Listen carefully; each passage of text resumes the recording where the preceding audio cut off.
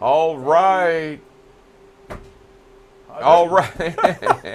I love that false start. Oh, the false start. Yeah. All right, everybody. Welcome to BCB Live, the safest station in the nation. Drive Safe Dave here along with Double Check Dale. And man the board, not too great today, right? I mean, what we got going on over there? I hit the button. Oh, you hit the button. Yeah. It just didn't. Says you. Right.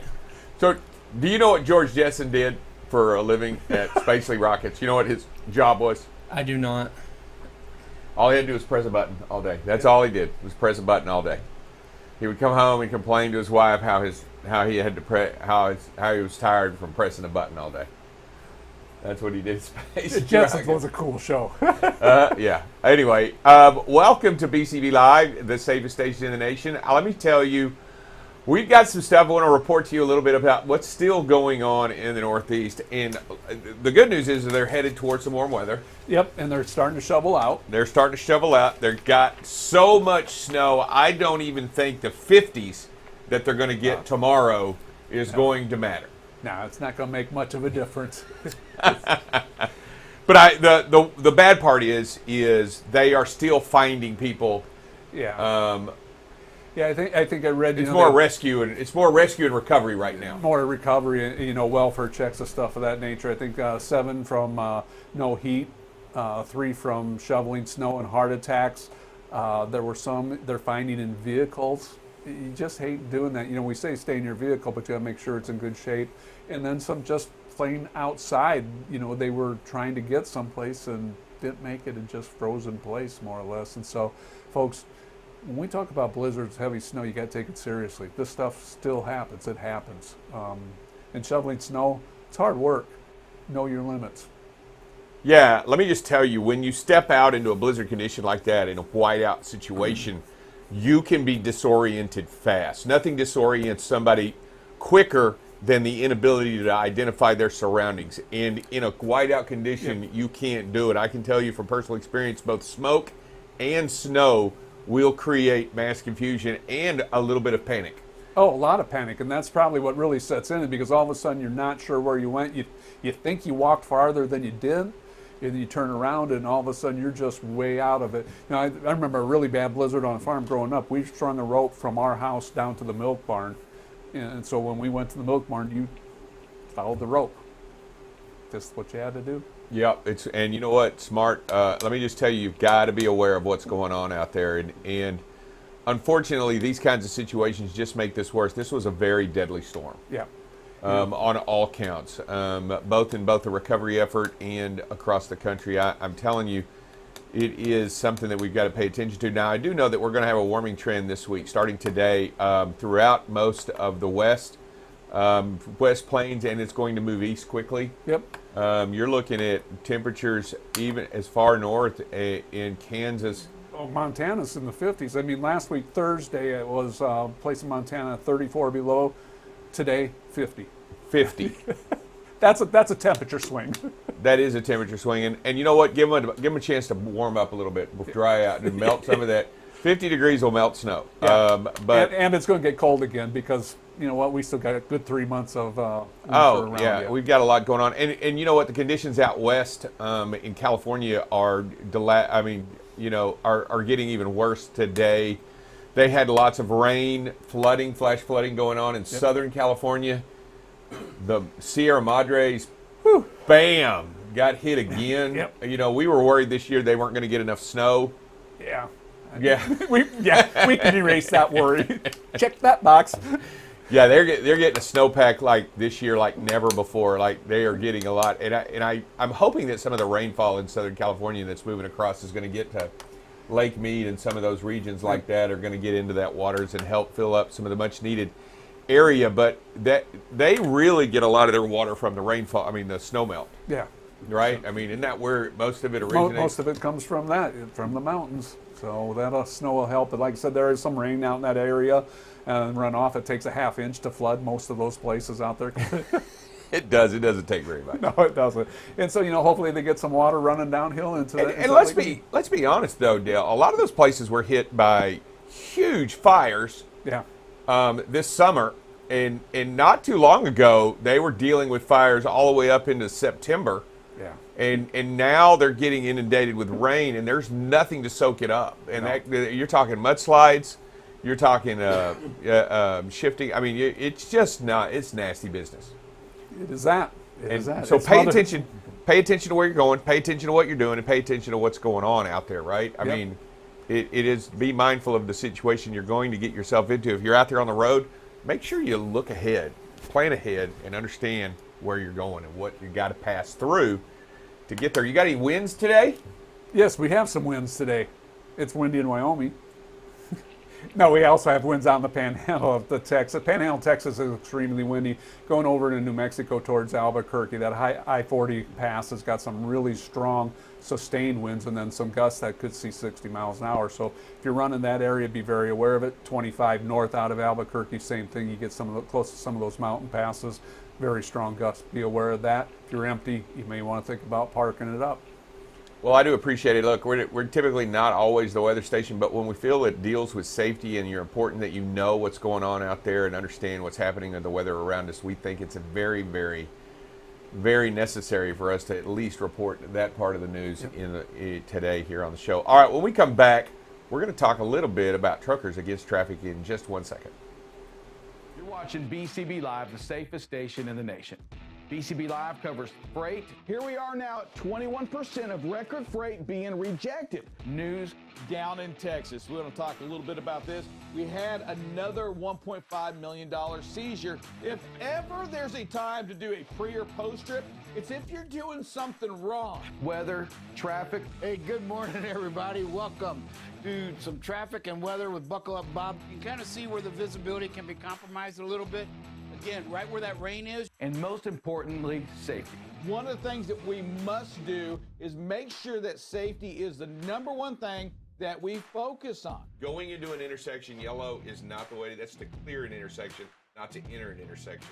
Tune in weekdays from 7 a.m. to 8 a.m. Central Standard Time. You can watch BCB Live through LinkedIn, YouTube, or Facebook. So what are you waiting for? Subscribe today and follow BCB Live.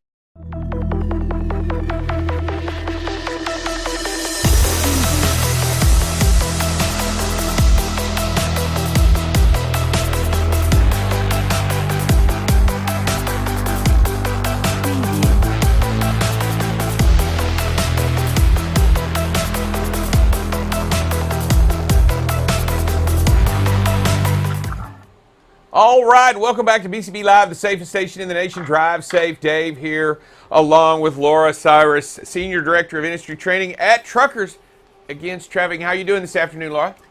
I'm doing well. How are you? Thanks so much for having me. Absolutely. I saw you not too long ago over at the Yeah. Women in Trucking Conference. Had Yeah. a chance to sit down with you over there and visit with you for a little bit. So kind of tell me what's transpired. Anything new, anything going on this since we last spoke back in Early November. November. I Yeah. know. Time flies. It's crazy. I mean, really the only new thing for us, we're moving in, I mean, all of us, let's see, we have only a few more days of the year, but just moving into end of year sort of focus just on fundraising and getting prep.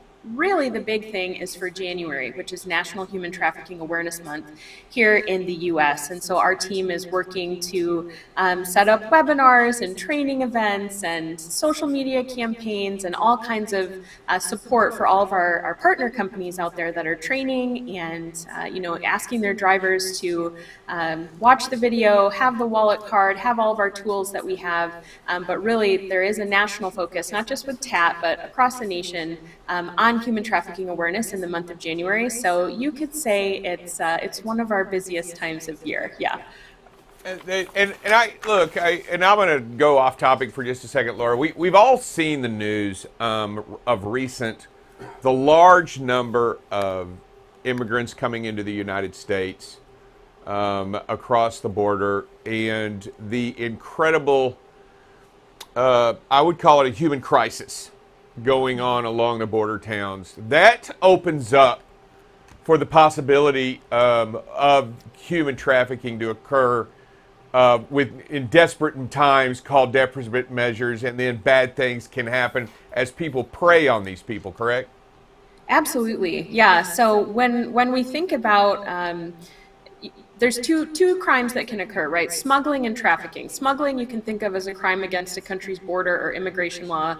Movement is required. Trafficking is a crime against a person. There is no movement, no crossing of borders necessarily required in that. But just as you touched on, when you have folks that are desperate or vulnerable, maybe they don't speak the language, maybe they're fleeing oppression or violence or poverty or whatever it is, anybody that's desperate enough to make a move like that, whether regularly or irregularly, they are in a position to be prime targets for traffickers. And we see this especially in cases that begin as smuggling. You may pay someone X number of thousands of dollars or whatever to get you across a border and into a country where you may not have official permission to be. Maybe nothing bad is going to happen, but because that smuggler knows that you are in a desperate situation, they may turn to you and say, okay, that $3,000 you paid for me to get you across this border, it's actually not enough. You now owe me X number of additional thousands, or you have to work for me for X number of years before I'm going to give you your freedom. That person knows that these people, right, likely don't speak the language, they don't have proper documentation, so they're not going to seek help. There's just a number of situations that make it a very risky situation for those folks, and they may absolutely become victims of trafficking then at some point. Now, does that mean that every person that comes into our country is going to be a victim of trafficking? No. We also know this is a homegrown problem. This is happening to U.S. kids, boys, girls, and adults, men and women. So unfortunately, it's a huge issue.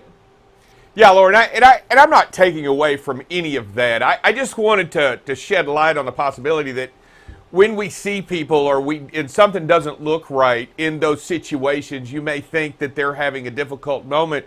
What we're talking about with Truckers Against Trafficking is take notice of something that might be wrong, right? We're not talking about somebody that's hungry, or we're talking about people with a crime against another human being. And yeah. There are genuine indicators that you can learn to identify, and also, and hear me out, and truck drivers know this, there is an inherent wrong when something's not right. I mean, when it comes to trafficking people, because they are in a bad situation and need help to get out, but we as a group can figure that out together, right?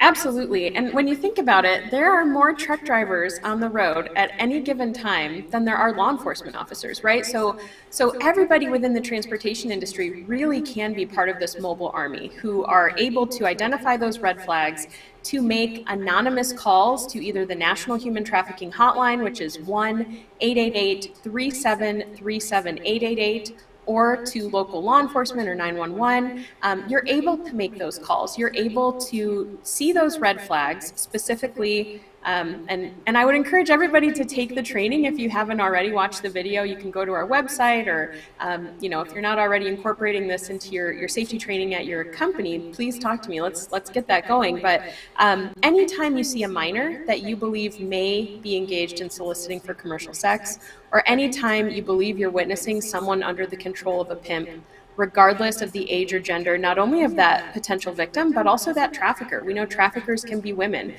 Typically they are men, but we know that they can be women as well. So anytime you see those two red flags, we're asking you to immediately call in that tip to the national hotline or to local law enforcement. You may be seeing this at truck stops or rest areas or hotels or motels or other places where you're parked, or even delivering your load. We had a success story of a driver out in California. He was delayed to be received, and it was 3:30 in the morning. He was in an industrial area. It was raining. He got a knock on his door, and it was a young woman who had just fought off her would-be trafficker. He brought her and one of her friends into the city for the weekend, and he was planning to traffic them. She violently fought him off. She had no shoes, no cell phone, no identification, and she knocked on this driver's door. She saw his tat decal in his window that said, "Do you need help?" And it had the National Human Trafficking Hotline. She knocked on his cab. He recognized that there were red flags about this situation. She explained what was going on. They called the national hotline together, and they were able to get that young lady recovered and back to her family in a neighboring state the next day. The point being, you can see this at many locations. It's not just happening at truck stops. It's not just happening at rest areas. But the other thing that I would challenge all of us, we all live in neighborhoods or communities, whether you live in the inner city or a rural area. This crime, unfortunately, knows no racial, gender, or socioeconomic bounds. It is not contained within any neat geographic area. It's happening everywhere. And so as the mobile army of America's roadways, of North America's roadways, whether you are out doing a run or whether you're at home, whether you're in your own community, there are red flags and signs that you can be seeing, and it really is up to all of us to be part of the solution. I agree with you wholeheartedly on this, especially when you talk about it. It is as easy as a phone call. And I'll talk to you about being a driver and understanding it in this regard. If you're out on the highway and you see somebody weaving, right, and you understand the dangers that might be involved with somebody influenced under a drug, you're going to call 911. You're not going to wait. You're not going to delay, because you know what? Get them off the road, because we don't want anything bad happening. And this is the same thing, Laura. We have an opportunity. It's better to be safe than sorry. Guess what happens if we call the hotline and somebody shows up and, you know what, it's not what we thought it was, right? Right. Who's the worst for wear? That's the best case scenario. That's the best case scenario. And the hotline has told us to relay this to everyone, and law enforcement as well. There is no penalty for being wrong, right? If you're wrong, what is it, 10, 15 minutes out of somebody's day where, maybe you caught somebody at a bad moment or something just looked wrong, but nothing, nefarious was actually happening. Great, best case scenario. But what if you're right? What if you're right and you don't call, and that person, that boy, girl, man, woman, whoever it is, they are continuing to have to live that life and that trauma and experience that abuse and exploitation every single day? And what if your one call could have changed that for them, that ripple effect? That's what I love to talk about. So yes, there's no penalty for being wrong. And if you see something that just doesn't look right, if it's lining up with any of the red flags that we talk about in our training, then boom, you can make that call to local law enforcement or to the national hotline. Yeah, I wanted you to know that I am a trucker against trafficking. I've been TAT certified.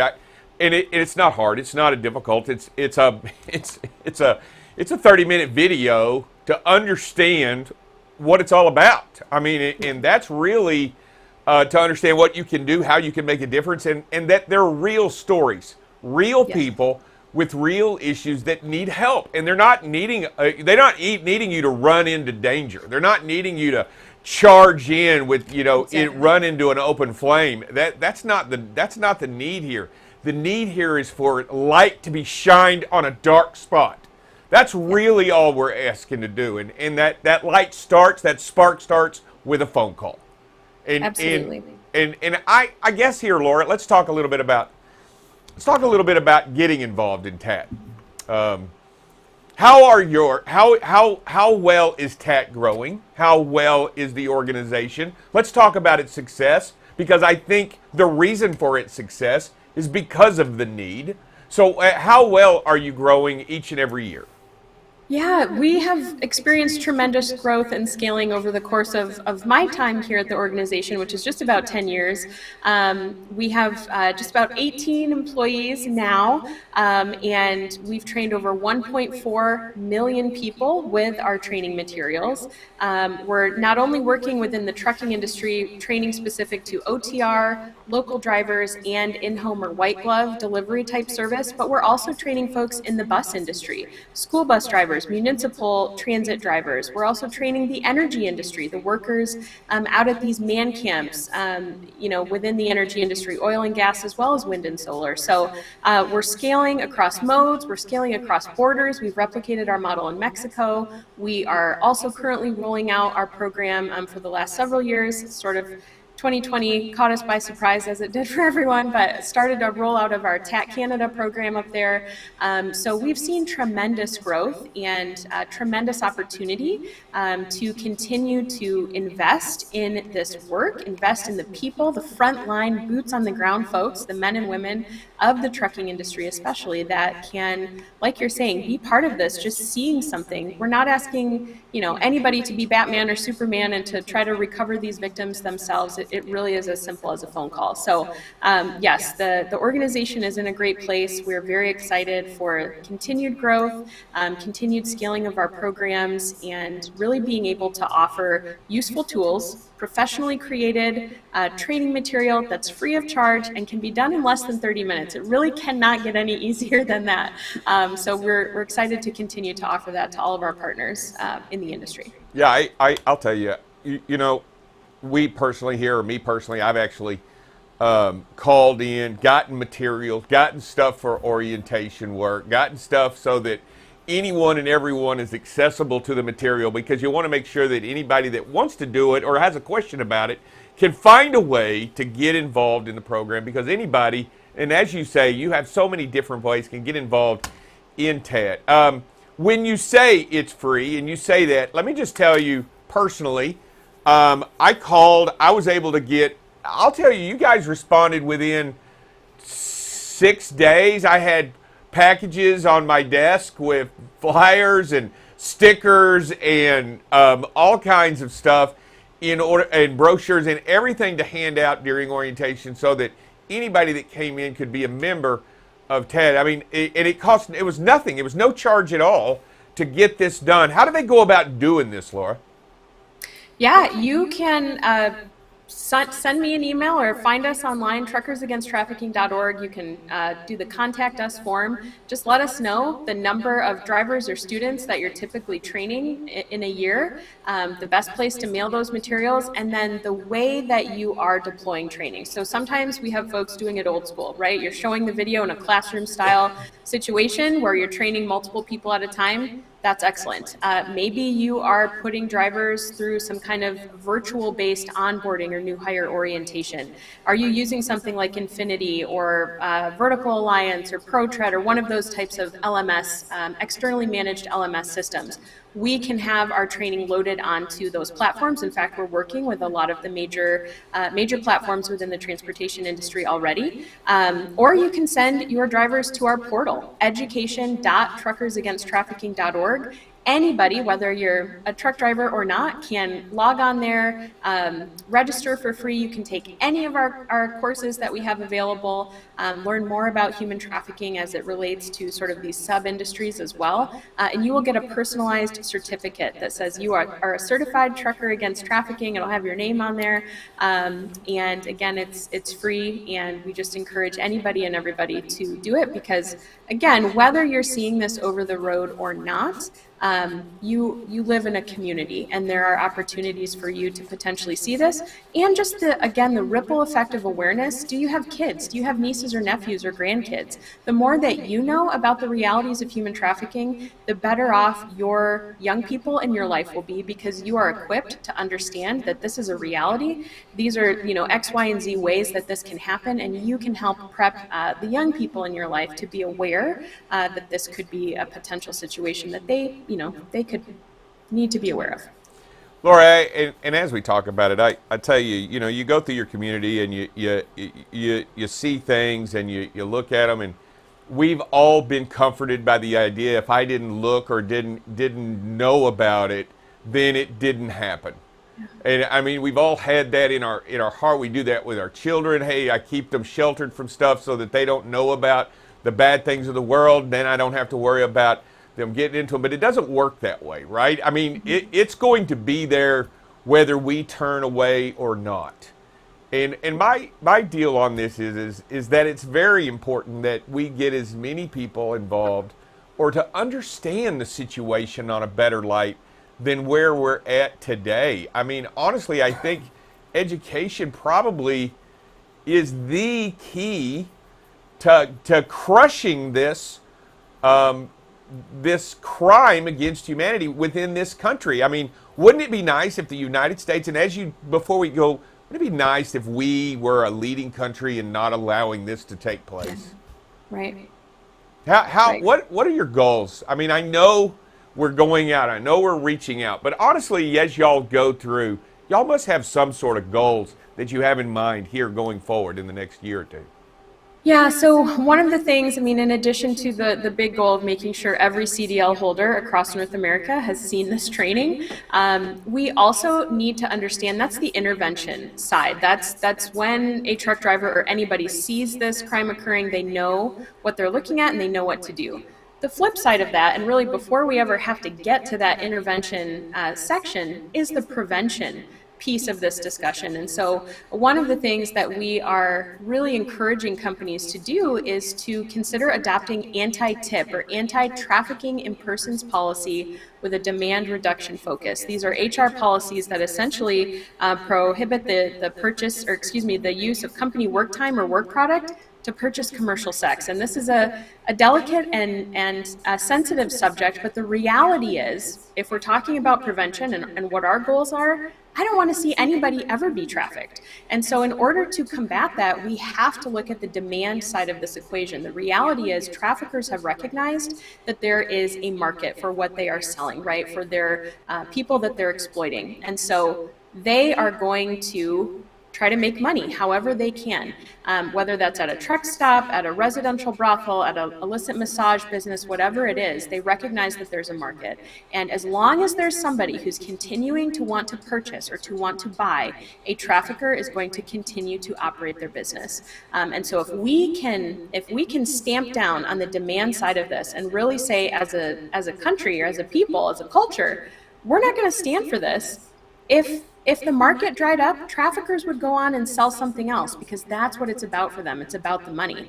So as one of TAT's goals, we are continuing to educate about that issue, about that topic, that if there were no buyer, there would be no victim. And so that's part of our Addressing Demand Man-to-Man campaign. We have another video, not a training video, but a conversation starter, especially for guys, for them to watch and understand and begin to have conversations with other men in their life, just to, again, understand that link between the demand for commercial sex and the reality of human trafficking. So it's a big issue.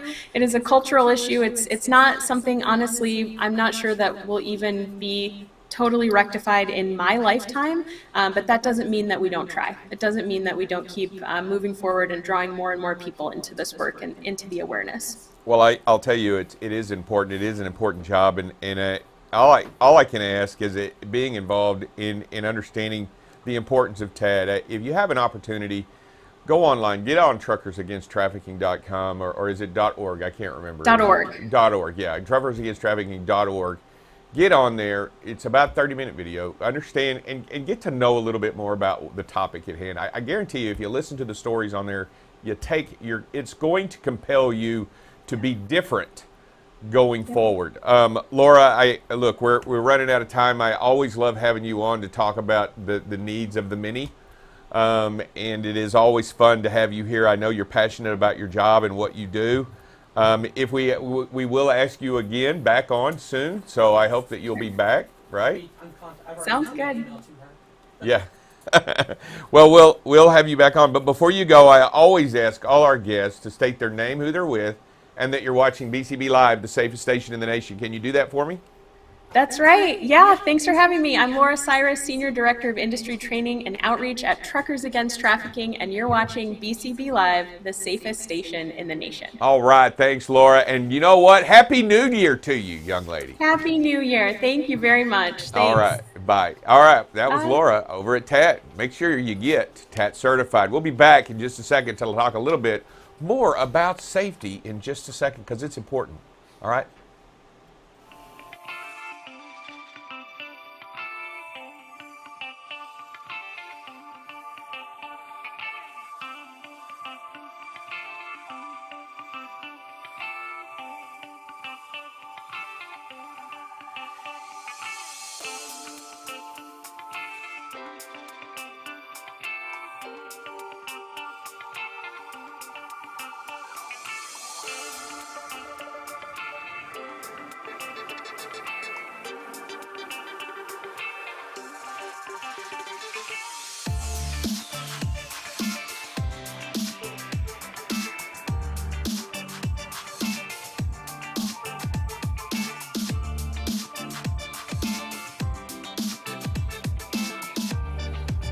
All right, and we're back here with BCB Live, the safest station in the nation. Drive, Save, Dave talking. Over here arguing with safety on the same page. You know, it's really crazy. We can find a way to argue and be on the same side. Yep. It's not crazy. It's just I haven't even figured that out yet. We're sitting over here, we're arguing, and we're both on it. Like, who are we arguing with? Yeah. And we're raising our voices and getting a little It's because we can't agitated. Because we can't hear. It was getting heated. I said it's because we can't hear. It's because I don't listen to you.